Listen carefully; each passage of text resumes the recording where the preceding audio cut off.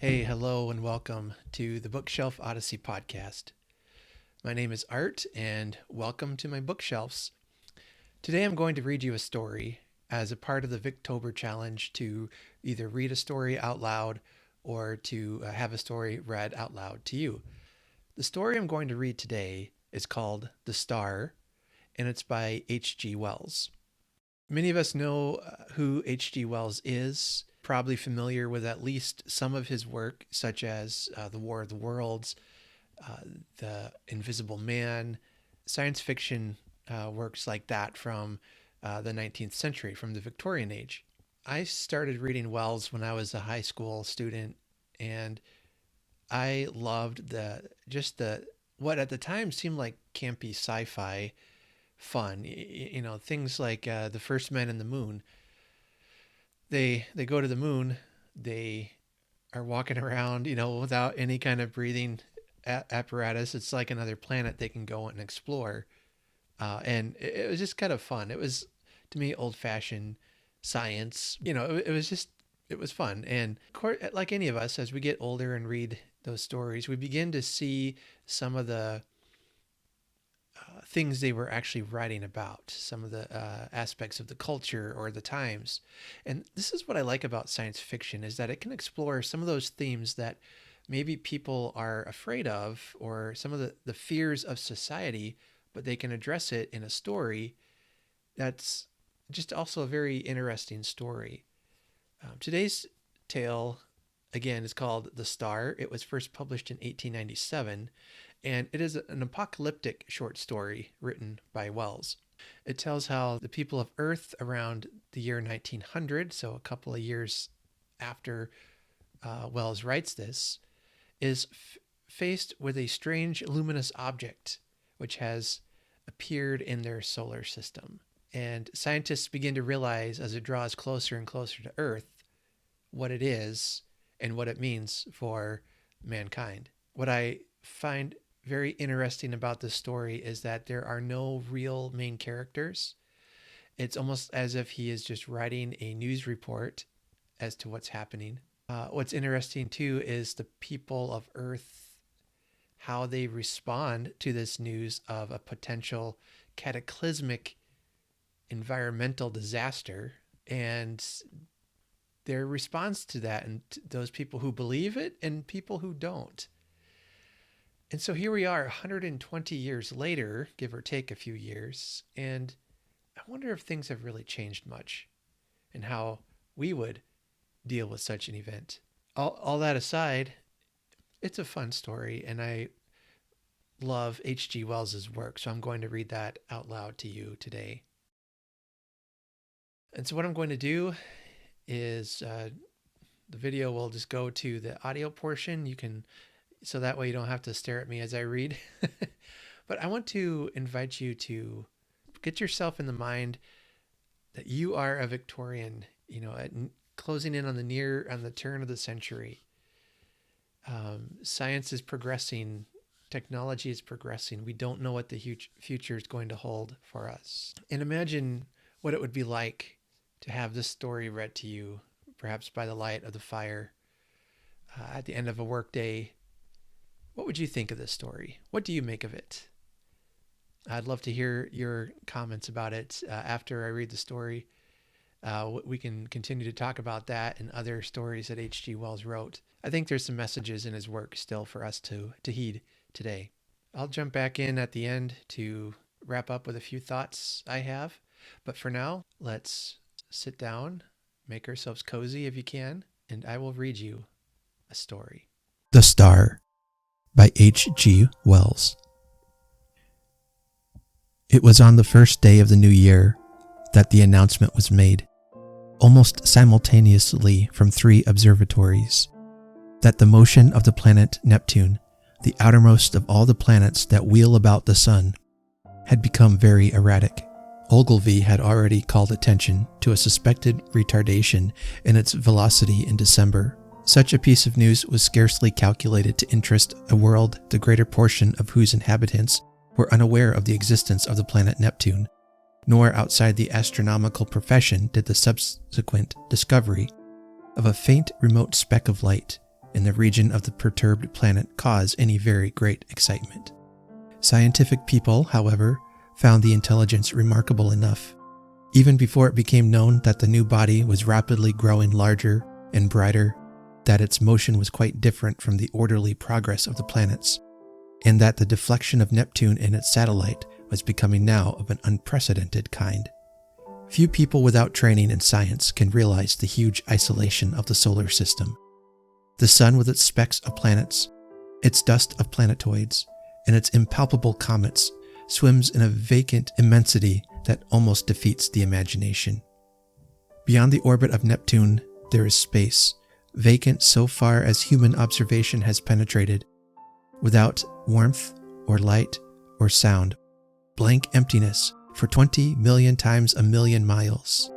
That is the smallest estimate of the distance to be traversed before the very nearest of the stars is attained. And, saving a few comets more unsubstantial than the thinnest flame, no matter had ever to human knowledge crossed this gulf of space, until early in the 20th century this strange wanderer appeared.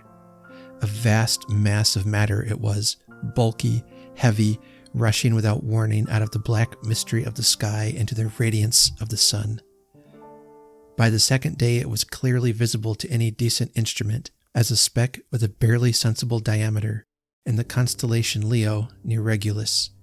In a little while an opera glass could attain it. On the third day of the new year, the newspaper readers of two hemispheres were made aware for the first time of the real importance of this unusual apparition in the heavens. A planetary collision, one London paper headed the news, and proclaimed Duquesne's opinion that this strange new planet would probably collide with Neptune. The lead writers enlarged upon the topic, so that in most of the capitals of the world on January 3rd, there was an expectation, however vague, of some imminent phenomenon in the sky, and as the night followed the sunset round the globe, thousands of men turned their eyes skyward to see the old familiar stars just as they had always been, until it was dawn in London in Pollux setting, and the stars overhead grown pale. The winter's dawn it was, a sickly filtering accumulation of daylight, and the light of gas and candles shone yellow in the windows to show where people were astir. But the yawning policemen saw the thing, the busy crowds in the markets stopped agape, workmen going to their work betimes, milkmen, the drivers of news carts, dissipation going home jaded and pale, homeless wanderers, sentinels on their beats, and in the country, laborers trudging afield, poachers slinking home. All over the dusky, quickening country it could be seen. And out at sea, by seamen watching for the day, a great white star comes suddenly into the westward sky. Brighter it was than any star in our skies, brighter than the evening star at its brightest. It still glowed out white and large, no mere twinkling spot of light, but a small, round, clear, shining disk, an hour after the day had come.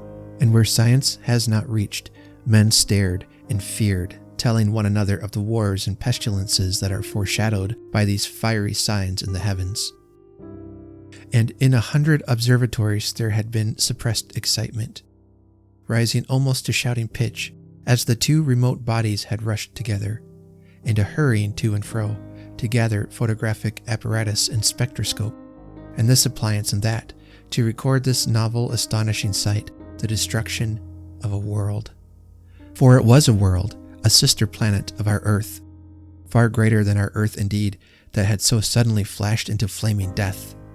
Neptune it was, had been struck, fairly and squarely, by the strange planet from outer space, and the heat of the concussion had incontinentally turned two solid globes into one vast mass of incandescence. Round the world that day, 2 hours before the dawn, went the pallid great white star, fading only as it sank westward and the sun mounted above it. Everywhere men marveled at it, but of all those who saw it none could have marveled more than those sailors, habitual watchers of the stars, who far away at sea had heard nothing of its advent, and saw it now rise like a pygmy moon and climb zenithward, and hang overhead and sink westward with the passing of the night.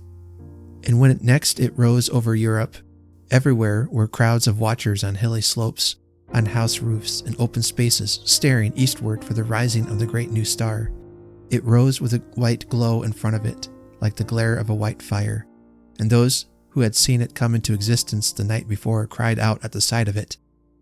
"It is larger," they cried. "It is brighter." And indeed, the moon, a quarter full and sinking in the west, was in its apparent size beyond comparison. But scarcely in all its breadth had it as much brightness now as the little circle of the strange new star. "It is brighter," cried the people clustering in the streets. But in the dim observatories, the watchers held their breath and peered at one another. "It is nearer," they said, "nearer." And voice after voice repeated, "It is nearer."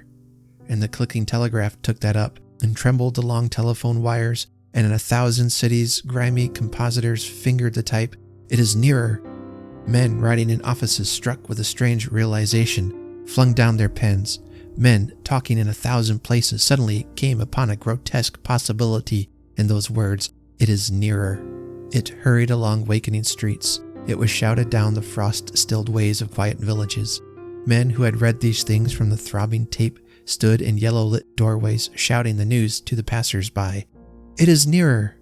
Pretty women, flushed and glittering, heard the news told jestingly between the dances, and feigned an intelligent interest they did not feel.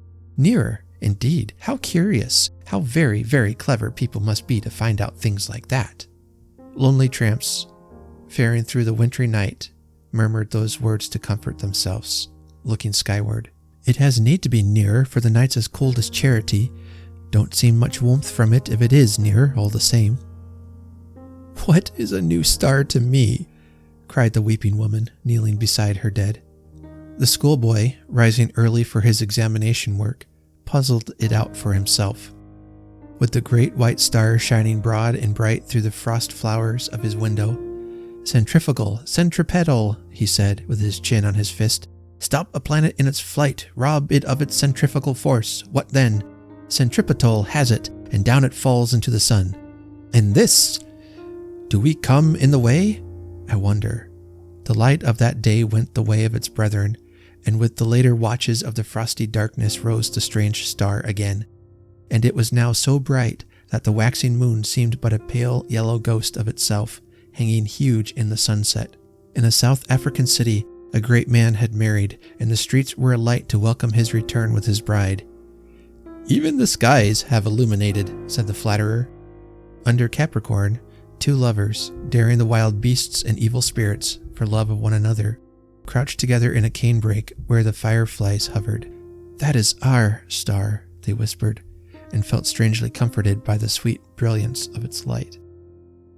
The master mathematician sat in his private room and pushed the papers from him.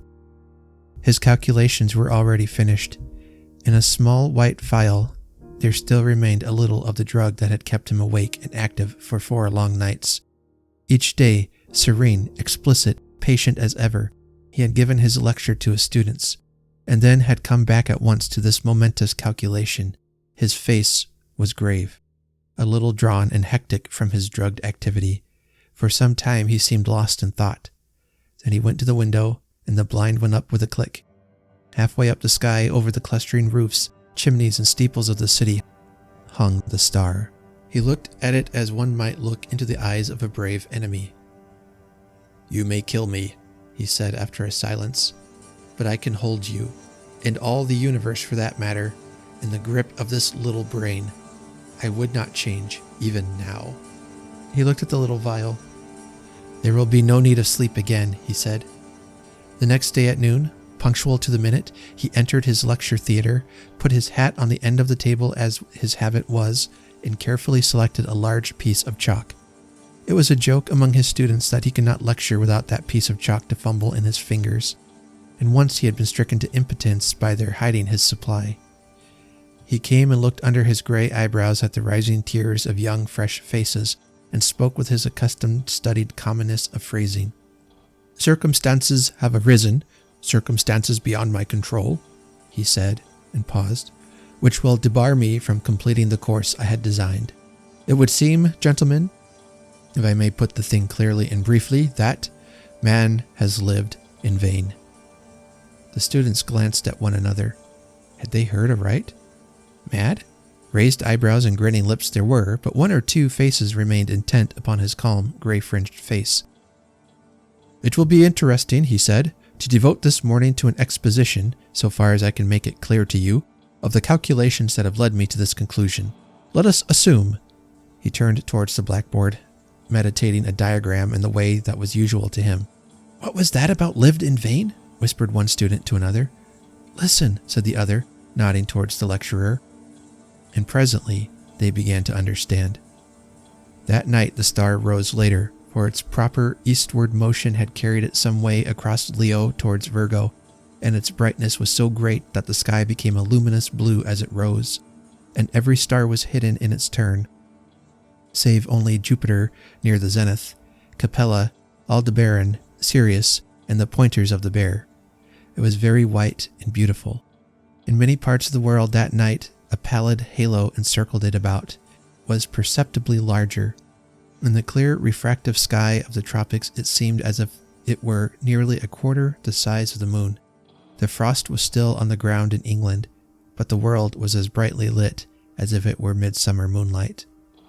One could see to read quite ordinary print by that cold, clear light, and in the cities the lamps burnt yellow and wan. And everywhere the world was awake that night, and throughout Christendom a somber murmur hung in the keen air over the countryside, like the belling of bees in the heather, and this murmurous tumult grew to a clamor in the cities. It was the tolling of the bells in a million belfry towers and steeples, summoning the people to sleep no more, to sin no more, but to gather in their churches and pray. And overhead, growing larger and brighter as the earth rolled on its way and the night passed, rose the dazzling star. And the streets and houses were alight in all the cities. The shipyards glared, and whatever roads led to high country were lit and crowded all night long. And in all the seas about the civilized land, ships with throbbing engines, and ships with bellying sails, crowded with men and living creatures, were standing out to ocean in the north. For already the warning of the master mathematician had been telegraphed all over the world, and translated into 100 tongues. The new planet and Neptune, locked in a fiery embrace, were whirling headlong, ever faster and faster towards the sun. Already, every second, this blazing mass flew 100 miles, and every second its terrific velocity increased. As it flew now, indeed, it must pass 100 million of miles wide of the earth and scarcely affect it. But near its destined path, as yet only slightly perturbed, spun the mighty planet Jupiter, and his moons sweeping splendid round the sun. Every moment now the attraction between the fiery star and the greatest of the planets grew stronger, and the result of that attraction?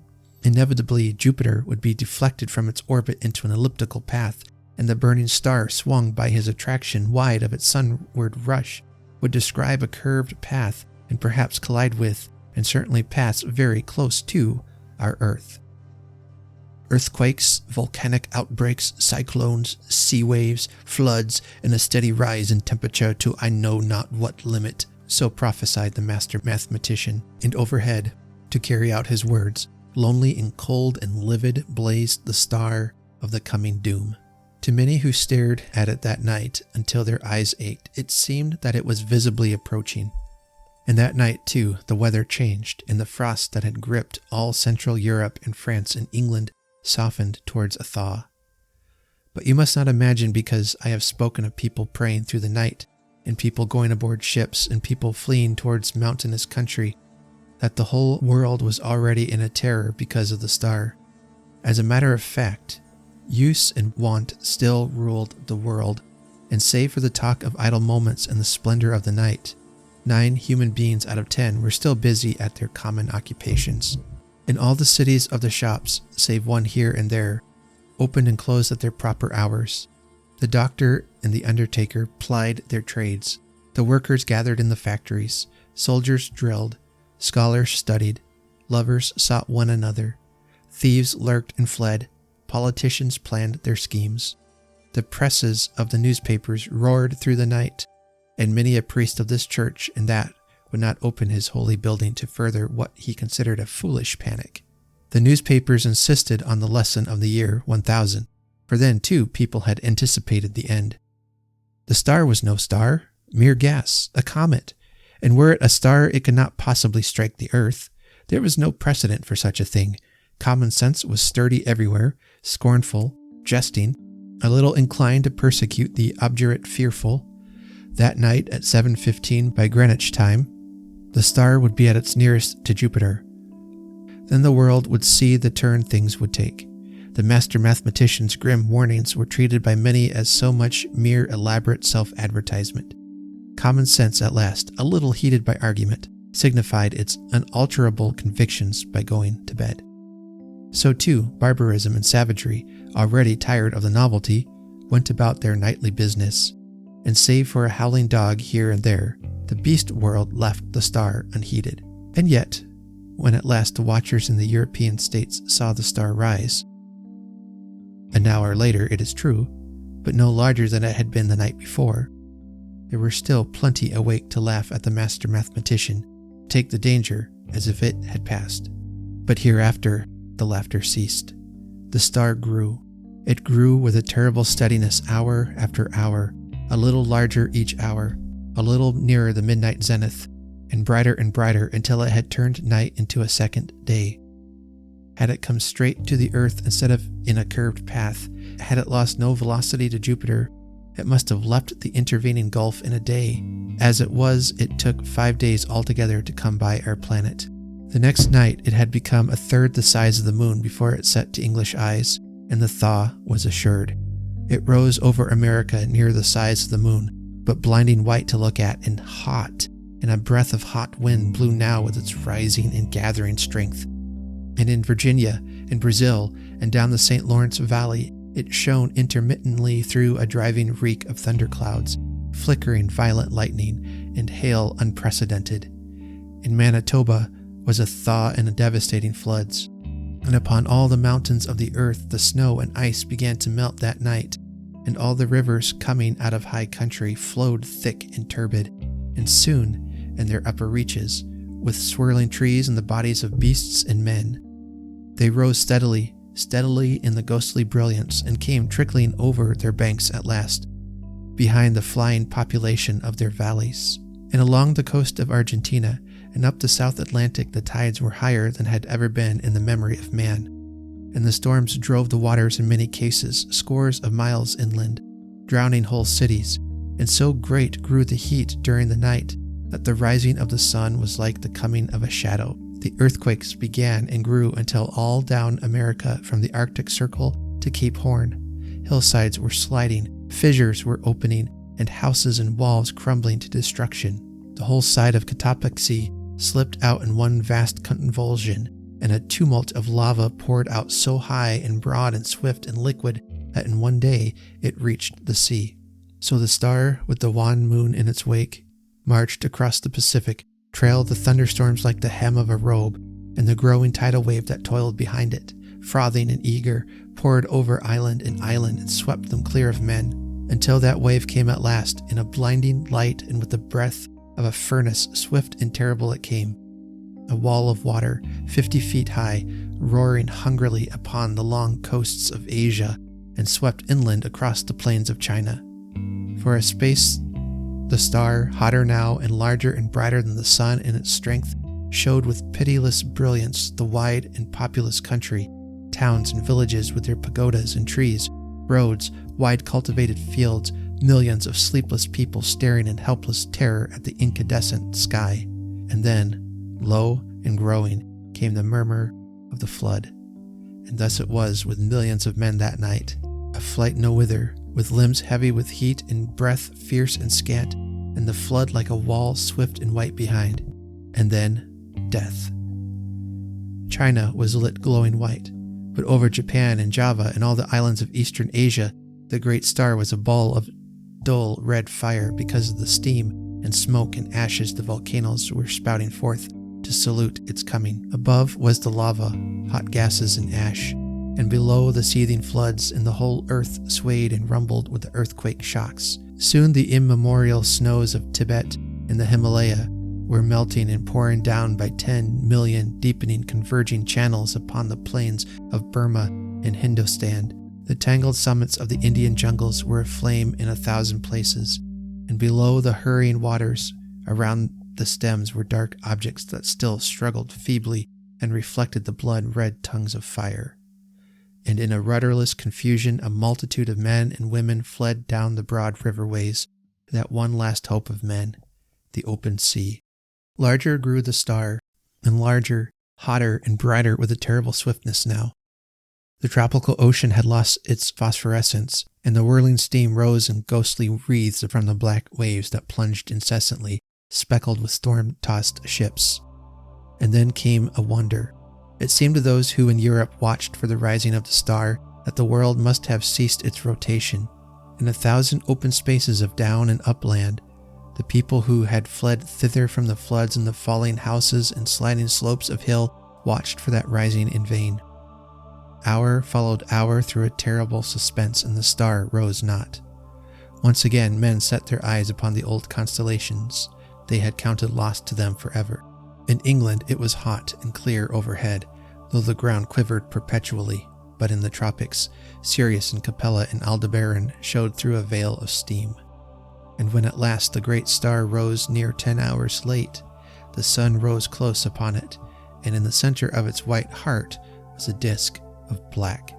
Over Asia it was the star had begun to fall behind the movement of the sky, and then suddenly, as it hung over India, its light had been veiled.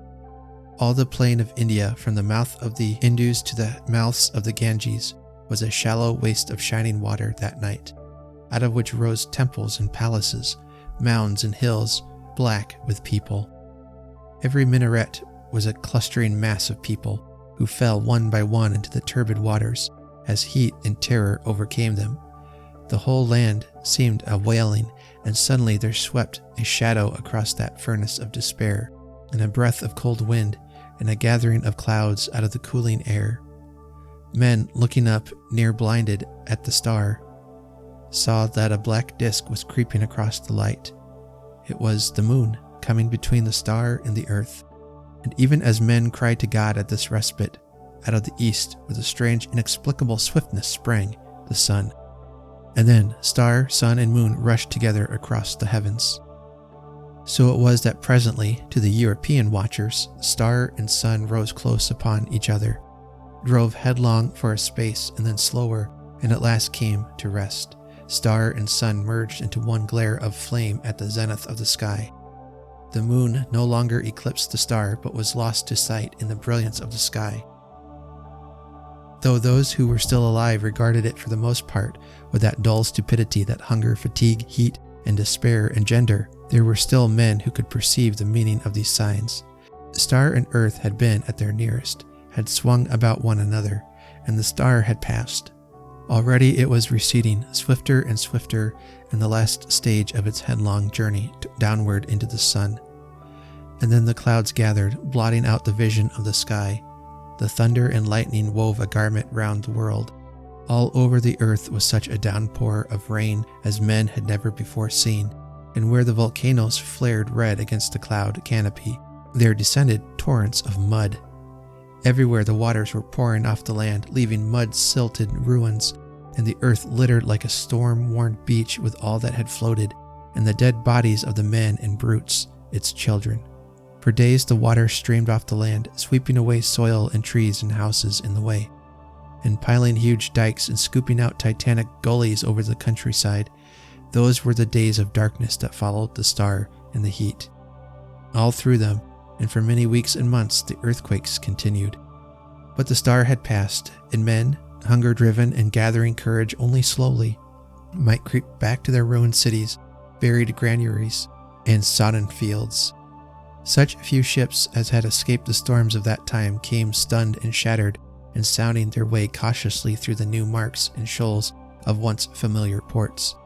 And as the storms subsided, men perceived that everywhere the days were hotter than of yore, and the sun larger, and the moon, shrunk to a third of its former size, took now 80 days between its new and new. But of the new brotherhood that grew presently among men, of the saving of laws and books and machines, of the strange change that had come over Iceland and Greenland and the shores of Baffin's Bay, so that the sailors coming there presently found them green and gracious, and could scarce believe their eyes. The story does not tell. Nor of the movement of mankind, now that the earth was hotter, northward and southward towards the poles of the earth. It concerns itself only with the coming and the passing of the star. The Martian astronomers, for there are astronomers on Mars, although they are very different beings from men, were naturally profoundly interested by these things. They saw them from their own standpoint, of course. Considering the mass and temperatures of the missile that was flung through our solar system into the sun, one wrote, it is astonishing what a little damage the Earth, which it missed so narrowly, has sustained. All the familiar continental markings and the masses of the seas remain intact, and indeed the only difference seems to be a shrinkage of the white discoloration supposed to be frozen water round either pole, which only shows how small the vastest of human catastrophes may seem at a distance of a few million miles.